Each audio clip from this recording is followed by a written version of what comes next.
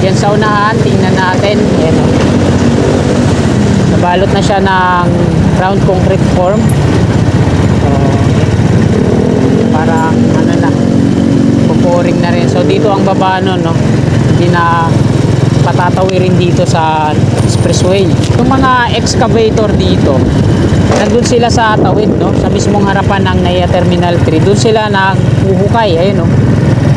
Hilera ng mga excavator patungo doon. So di natin tiyak kung saan nila nakuha yung bomba na yun. Wala din makakapagsabi sa atin kung saan yung eksaktong lokasyon. Hindi rin na panood sa balita, no? Kung saan nila nakuha yun. Tanungin nga natin yung boyfriend. Bossing! Bossing, pwede magtanong? Bossing, saan nila nakuha yung ano, yung bomba na nahukay dito? Sa kabila, dito sa may mga bisikleta, parkingan? Terminal 1. Ah, sa Terminal 1. Nimulan ko to, walang naniniwala sa paligid ko. Ano? Magandang tanghali po sa inyong lahat mga kasika po. Welcome po sa panibago na naman nating update. Araw po ngayon ng Sabado, ika-7 na po ng Disyembre taong 2024. At nandito tayo ngayon sa kabahan ng Salis Road, ilalim po ng NAIA Expressway. At patungo tayo ngayon sa may bypass LN, harap ng NAIA Terminal 3. Una po natin ang update ngayong tanghaling ito dito sa ginagawa nilang off-ramp na nagkakalaga ng 3 to 5 billion pesos at yung road widening din na ginagawa nila doon. At napag-alaman ko nga mga kasikap sa ginagawa nilang road widening, no? Ito yung mga landscape na binabakbak nila. May nakuha din pala silang ano doon, no? Bomba. So ito po yung itsura doon. At ayan, tingnan natin kung saang location po yan doon. So tara, let's go!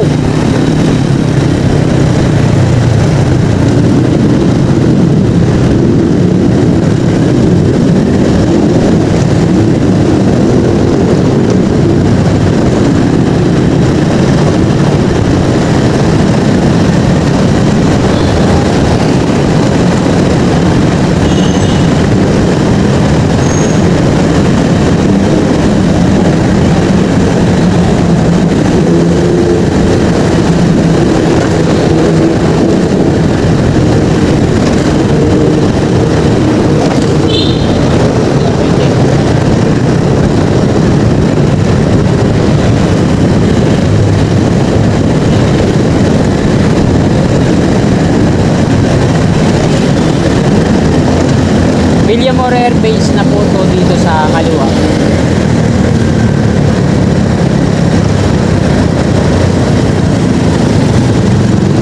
At dito na yung start naman ng Andros Avenue.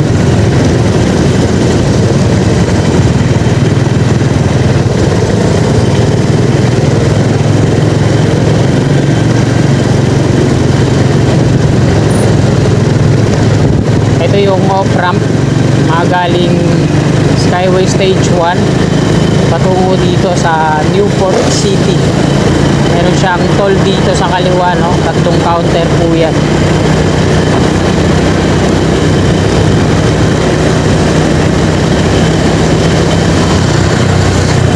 Traffic sa kaliwa, inner lane na yan yung mga paakyat ng on-ramp na magtutungo sa Cavitex, NIA, Macapagal Boulevard, Newport City drive-thru.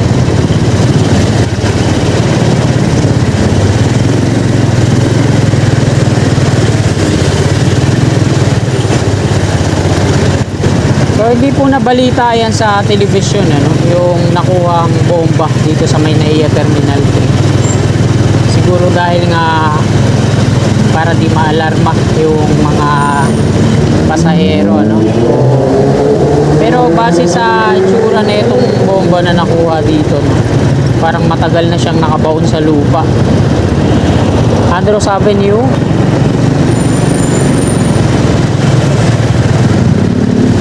Ayan yung on-ramp sa ating gawing kaliwa.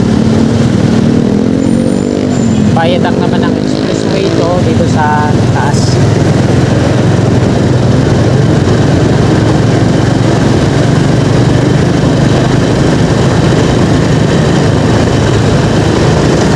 Terminal 3 na po yan dun sa ating gawin kaliwa. Didiretso tayo dito sa Bypass LN.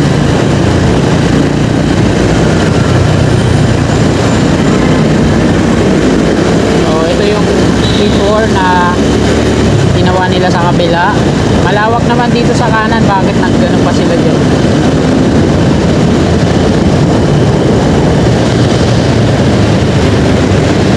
Ito yung umpisa ng mga rebar cage sa harapan ng Subway Hotel. Sa gilid pala, sorry. Ito, nasiksik na, no? At ito naman, meron ng mga GI pipe na nakapaikot. Ito, nasiksik na rin. Wala pang mga parang ring. At yan sa unahan, tingnan natin. Yan, no? Nabalot na siya ng round concrete form. So, parang ano na, pupuring na rin. So dito ang baba nun, no? Hindi na patatawirin dito sa ano, sa expressway.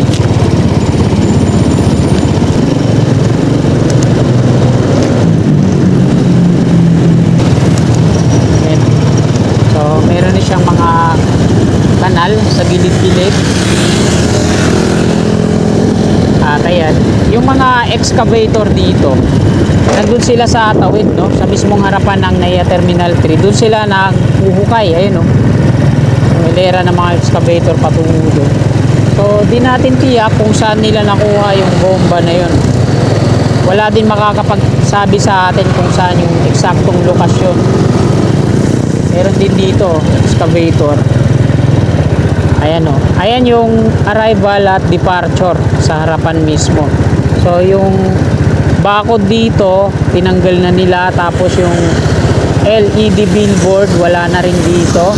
So yung center island dyan binabakbak na rin nila, tapos yung hilera ng mga excavator nandoon sa mismong harapan. Ganon din dito.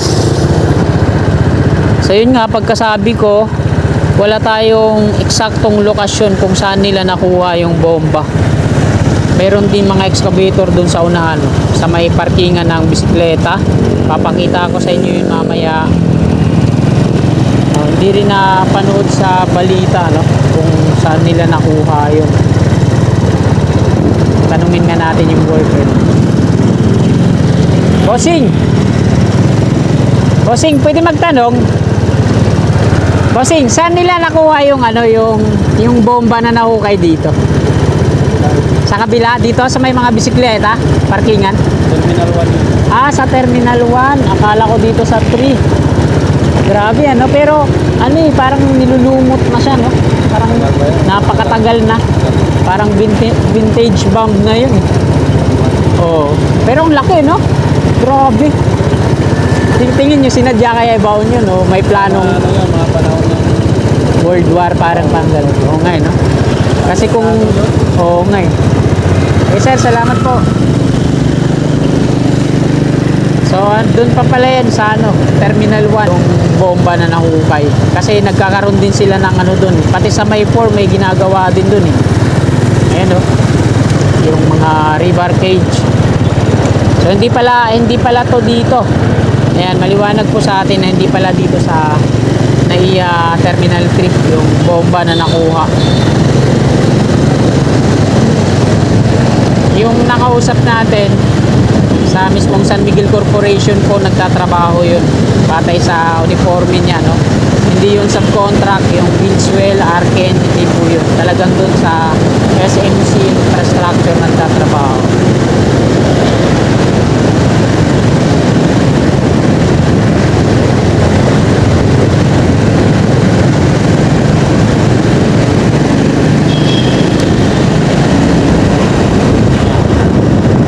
Na tayo sa NAIA Terminal 3. So ayan yung harapan niya, oh.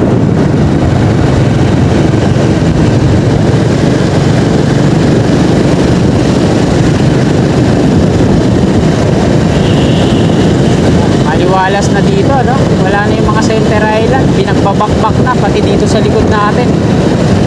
Maganda din naman yung plano nila dito.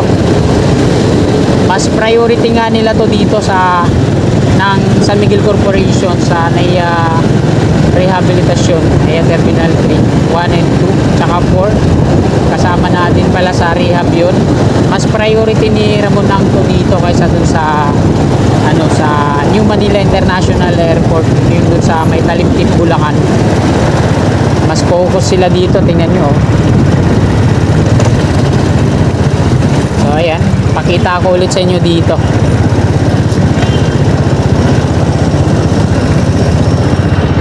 Ayan. Akala ko dito nahukay yun, yung vintage bomb na yun. Pakita ko ulit yung itsura. So matagal na, no, na nakabaon sa lupa. Doon pala sa doon yung Terminal 1 sa unahan natin yan. Terminal 3 to dito eh. Kaya na yung paligid dito talagang binungkal na rin. Ayan, Newport City yan sa kabila. Mga hotel. So ayan, dahil Sabado, hindi ganong matraffic po dito. Kaya sa mga mag-U-turn, kailangan nasa inner lane na kayo pag dito kayo dadaan. Nakasarado na yung inner lane. At parang umpisa na rin nilang bakbakin. Ayun na, binabakbak na ngayong Center Island dyan. Umpisa na. Kaya pala nakasarado yung U-turn slot dito. Ayan, sa mga kababayan natin na dadaan dito, yan, sarado na yung U-turn slot dyan. Binabakbak na po ng Bidswell. Hanggang dyan yan, babakbakin yan. Nandito na tayo sa Villamor Air Base. At yan na ako papasok. Yan, patungo dun sa runway. Welcome, Gate 5. Ito yung PAF, Aerospace Museum. At ayan, hanggang dito na lang tong video na to kasi bawal na yan dito sa loob. Mga confiscate yung aking pang vlog. So ayan mga kasikap, dito na po nagtatapos tong video na to. Marami pong salamat sa patuloy na suporta. Bago nyo sana lisanin tong video na to, pakilike na lang po. Sa mga kasikap naman natin na nabot na di pa nakakapag-subscribe yan, pakisubscribe na lang po. God bless.